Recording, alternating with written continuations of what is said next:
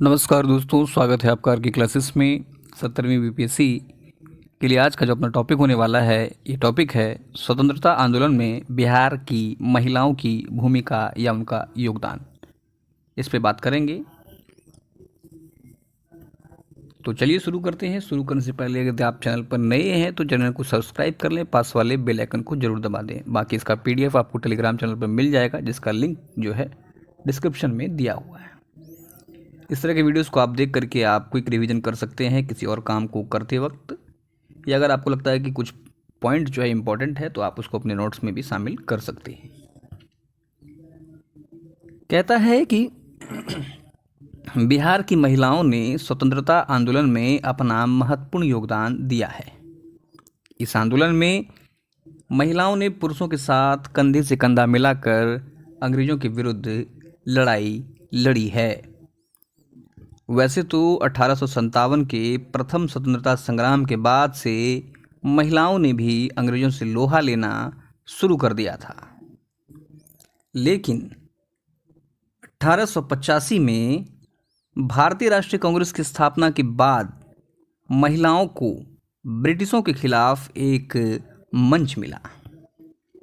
महिलाएं जो हैं संगठित हुईं।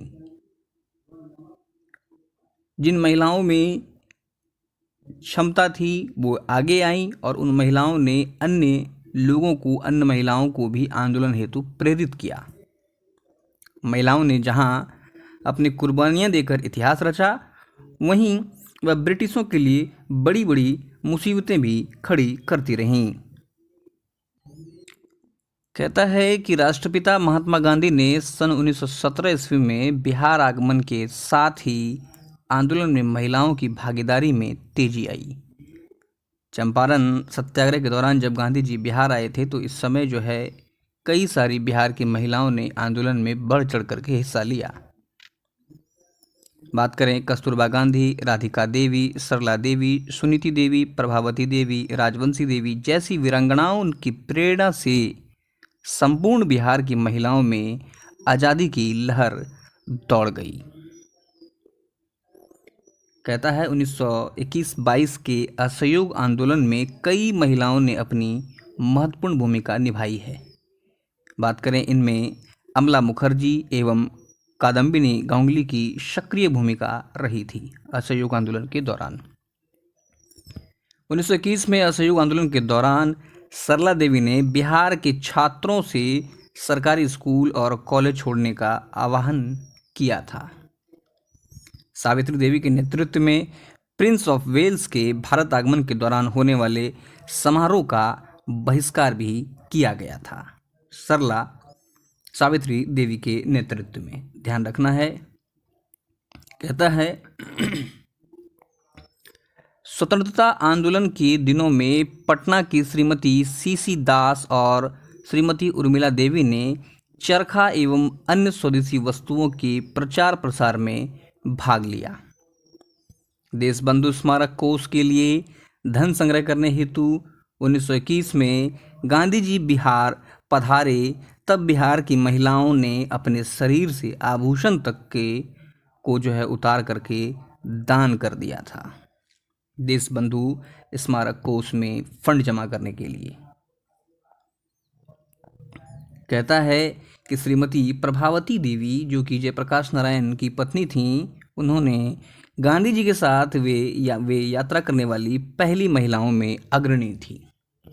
समाज की कुछ जो महिलाएं थी, जब ये आगे आईं, इनसे अन्य महिलाएं जो है प्रेरित होकर आंदोलन में सम्मिलित हुई, बढ़ चढ़ कर उन्होंने हिस्सा लिया। चूँकि महिलाएं जो है ये काफ़ी समय से दबी कुचली महसूस करते आ रही थी। उन्होंने अब देखा था अपने सामने में अपने पति को, अपने पिता को, अपने भाई को प्रताड़ित होते हुए, लेकिन वे खुलकर आगे नहीं आ पा रही थी। लेकिन जब कुछ महिलाएं जो कि अपने अधिकारों से परिचित थी, जब इन्होंने ये फ्रंट पे आई तो इन्हें देख करके कई महिलाएं जो है मोटिवेट हुई और तब उन्होंने अपने अधिकार के लिए शानदार लड़ाई लड़ी। कहता है 1930 के सविनय अवज्ञा आंदोलन के दौरान नमक सत्याग्रह में भी बिहार की महिलाओं ने पूरे जोश के साथ भाग लिया और अभिजात वर्ग की महिलाएं भी पर्दे से बाहर निकलकर आंदोलन में शामिल हुई। ये बात हो रही है अभिजात वर्ग की, जो कि हम लोगों ने चर्चा किया। 26 जनवरी 1930 को जब कांग्रेस ने स्वतंत्रता दिवस मनाने की घोषणा की तो पटना में गौरीदास के नेतृत्व में तिरंगा झंडा लहराया गया। कहता है कि नमक सत्याग्रह के दौरान संथाल परगना की सैलबाला राय के अति प्रभावशाली भाषणों से प्रभावित होकर सैकड़ों महिलाएं नमक कानून को भंग करने के लिए चल पड़ी। इस दौरान हजारीबाग जिला कांग्रेस कमेटी की अध्यक्षा सरस्वती देवी के साथ साधना देवी को भी गिरफ्तार किया गया और उन्हें 6 माह तक कड़े कारावास की सजा सुनाई गई। पहले अंग्रेजों से केवल और केवल देश में एक वर्ग लड़ रहा था। जब महिलाओं की इसमें भूमिका बढ़ी तो अंग्रेजों पर दबाव बढ़ा।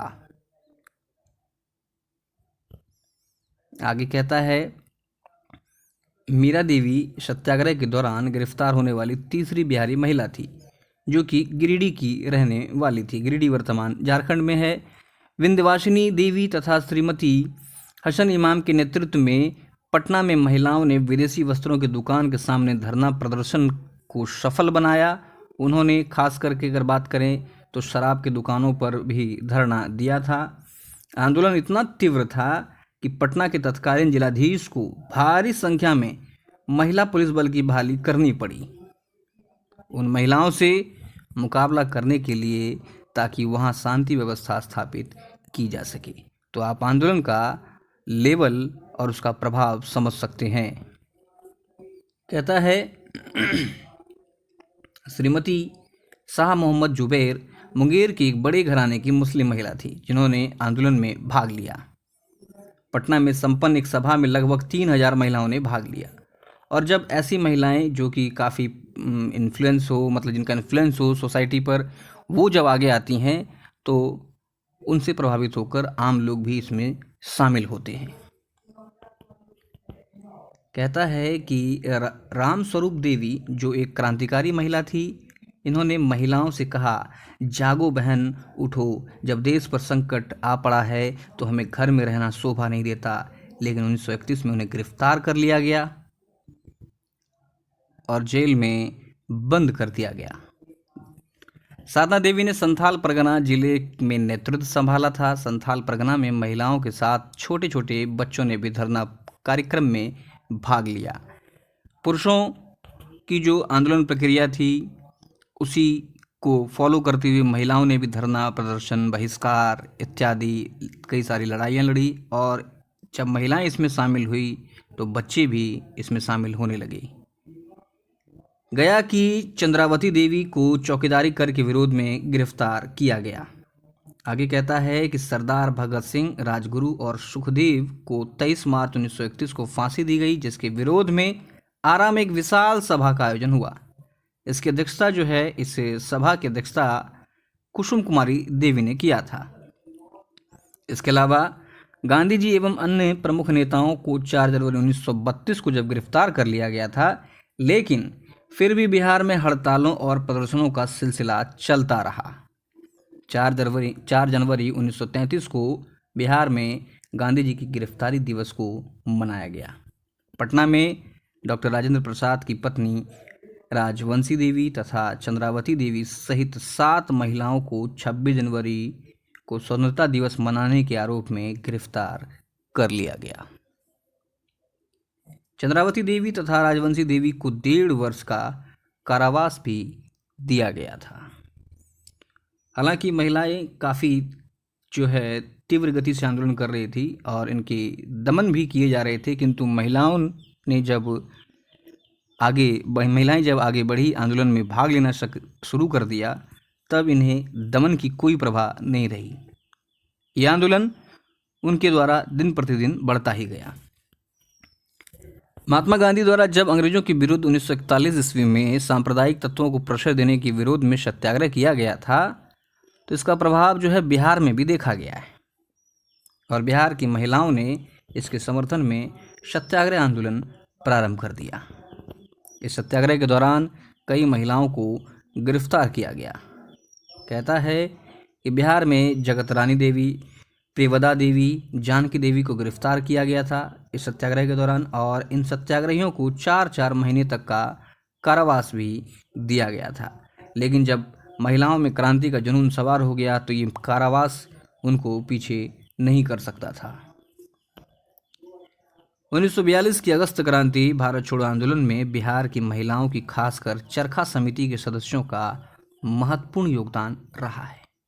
उन्होंने क्रांति की ज्वाला को भड़काने तथा उसे व्यापक बनाने में भरपूर योगदान दिया है। पटना में डॉक्टर राजेंद्र प्रसाद की बहन भगवती देवी के नेतृत्व में 9 अगस्त 1942 को महिलाओं ने एक विशाल जुलूस निकाला, जिसमें उन्हें गिरफ्तार कर लिया गया था।